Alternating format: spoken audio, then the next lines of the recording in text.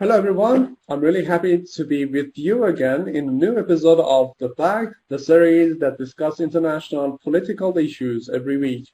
Today we would like to talk about BDS movement and role and determination of Palestinian youth in such movements. We have a respected guest from Canada, Miss Vida Ward. She's a Palestinian Canadian activist and she's also the editor-in-chief of Saudi Reality. I would like to welcome you to the program, Ms. Ward, and I will start with the first question. Can you tell us about the BDS movement situation in Western society and if it is being effective or not? Can you explain about different aspects of such movement? Thank you. With regards to the BDS, the boycotting of Israel, I don't know how far it is actually working, even though we've been calling on it for a longest time. What we see now is more of the Zionist lobby control over the world than the boycotting of Israel or boycotting of the Zionist lobby or the Israeli government. What we're seeing is more involvement of the Arab countries, than ever before, with Israel. Okay, can I go back? Okay. I think there's more involvement of the Arab countries with the Israel than ever there was before. When we say boycotting Israel, what are we talking about? Boycotting Israeli products or boycotting Israeli government? If we're talking about boycotting Israeli government, this is not happening. The opposite is actually happening. And if we're talking about the products in the Arab world, there's not really much Israeli products to boycott. And in the USA and the Western countries, they're really not interested in looking where the stuff is made, as long as that stuff works. For example, my cousin gifted me facial cream the other day, and she brought it from the USA, and she's like, you know what, and my cousin is Palestinian.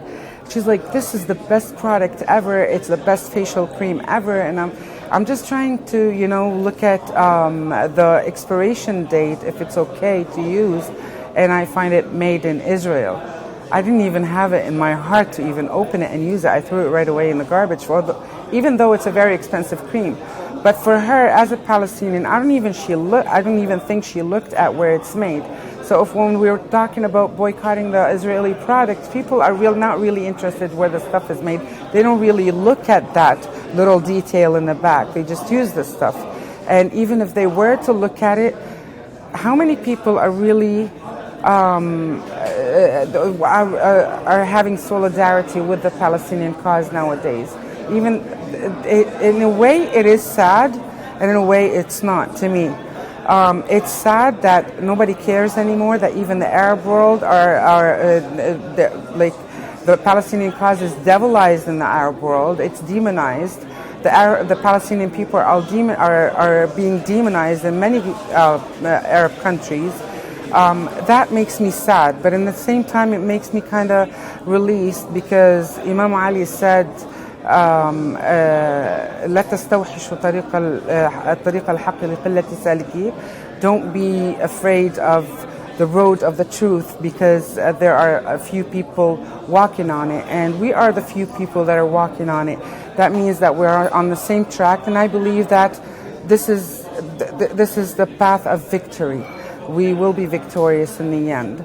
So yes, maybe we can still enlighten people, talk to them about to look where this stuff is made. Like, I called my cousin, I said, you know what, don't use that product anymore. She's like, why, isn't it not good? I said, no, maybe it is good, I don't know, but it's made in Israel. So she stopped buying it.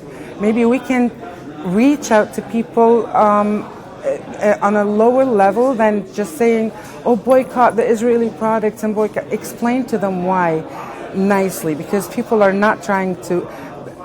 A lot of people are more interested in music now and easy stuff, and they don't want to watch videos about how facial cream turns into a bullet. They don't want to watch a video about that. You have to kind of be sitting and talking and explaining into that in conferences, in video conferences, and whatever. That's what I think. Okay, for the last question, what is your opinion about the amount of determination that Palestinian youth have about the cause of Palestine and its freedom?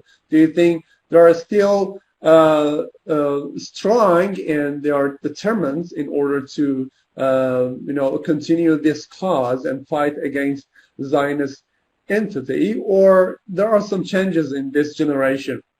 Okay, the new generation, or the generation that we see now in Palestine, the young generation, ages from 15 to 22, 24, I believe it's the strongest ever since the past probably 20 to 25 years ago.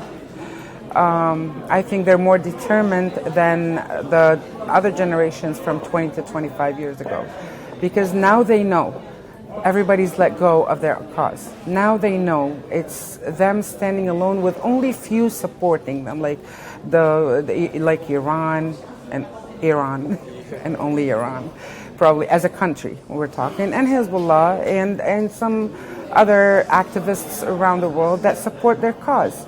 So now they know they're standing alone and they need to face it, or everything will be lost. If you watch the Palestinian news for the past, let's say, a year and a half, 2 years since what they call it, the Israelis call it al-amaliyat al-munfarida, the single-handedly operation, and this is what it is actually. It's like you find somebody that was a member of Hamas or a member of Jihad al-Islami or a member of Fatah, but they're actually going and doing these operations on their own without waiting for an okay from their leaders. And that shows you that they are so desperate to win their country back. They are so determined that they should fight in any little way this occupation that's killing the children every single day, that's bringing down homes every single day, that's destroying a people. So it shows you how determined they are to face it, even if it was just one person against an army. And that proves to me that this generation is much stronger. When you watch them on the borders of Gaza just throwing stones at nothing. To be honest, they're throwing stones at nothing. Nobody's getting hurt when they're throwing those stones. But they are getting hurt. They are getting shot. They are getting martyred. Their limbs are getting cut off, And yet the next Friday they're going back, and the Friday after that they're going back. They're more determined than the Palestinians have ever been determined to free Palestine. So yes, I have much more belief in the Palestinian younger generation now. I have than for the past 2 generations. I have much more belief in them. I have to mention one thing. I always talk about this.